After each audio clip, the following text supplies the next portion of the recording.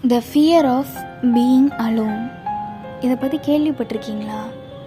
இதுக்கு மெடிக்கல் டேர்ம்ஸில் எப்படிலாம் சொல்லுவாங்கன்னா மோனோஃபோபியா, ஆட்டோஃபோபியா, எரமோஃபோபியா ஆர் ஐஸ்லோஃபோபியா.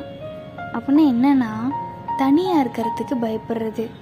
நம்மள எவ்வளோ பேர் தனியாக நின்றுட்டுருக்கும்போது ஒரு பப்ளிக் பிளேஸில் நம்ம தனியாக நின்றுட்டுருக்கோம்னு வச்சுக்கலாங்க. அப்போது ஃபோனை கையில் எடுக்காமல் தைரியமாக நிற்போம். ஃபோன் கையில் இல்லை, பேக்கில் வச்சுட்டு. டவுட்டு தான் இல்லை, நம்ம எல்லாருமே ஃபோன் எடுத்து எனி சோஷியல் மீடியாவை ஆக்சஸ் பண்ணிகிட்ருப்போம். தனியாக ஒரு பஸ்ஸுக்காக வெயிட் பண்ணிருக்கோம். ஒரு 1/2 அன் ஹவர் கழித்து தான் பஸ் வரும். அந்த 1/2 அன் ஹவர் யாராலையாவது ஃபோன் இல்லாமல் நிற்க முடியுமா? யோசிக்க வேண்டிய விஷயந்தான் இல்லை. கூட்டமாக பீப்புள்ஸ்லாம் இருக்க இடத்துக்கு போகிறோம்.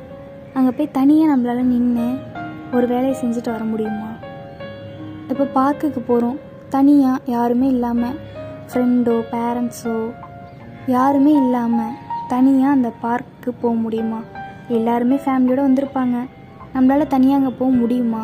முடிஞ்சதுன்னா நமக்கு ஃபியர் ஆஃப் பீயிங் அலோன் கிடையாதுன்னு அர்த்தம். ட்ரை பண்ணி பாருங்கள். ஒரு கோயில் இல்லை எங்கேயாச்சும் தனியாக போய் ட்ரை பண்ணி பாருங்கள். இந்த ஃபியர் ஆஃப் பீயிங் அலோன் இருக்கு இல்லையா, இது இருக்கவங்களுக்கு நிறைய பேர் கூட்டமாக இருக்கிறத பார்த்தாலே ஆன்சைட்டி வந்துடுமா, அதிகமாக வேர்க்குமா, ஹார்ட் பீட் இன்க்ரீஸ் ஆகுமா, தனியாக இருக்கும்போது நெகட்டிவ் தாட்ஸ்லாம் நிறைய வருமா, எமோஷ்னலாக ஃபீல் பண்ணுவாங்களாம். இதெல்லாம் தடுக்கிறதுக்கு ஒரு சின்ன விஷயம் நம்ம டெய்லியும் பண்ணால் போதும். அது என்னென்னா, டெய்லியும் ஒரு 1/2 அன் ஹவர் யாருமே இல்லாமல் தனியாக ஒரு வாக், இல்லையா வாரத்தில் ஒரு நாள் யாருமே இல்லாமல் தனியாக எங்கேயாச்சும் வெளியே போயிட்டு நம்ம மட்டும் தனியாக இருந்துட்டு வர்றது.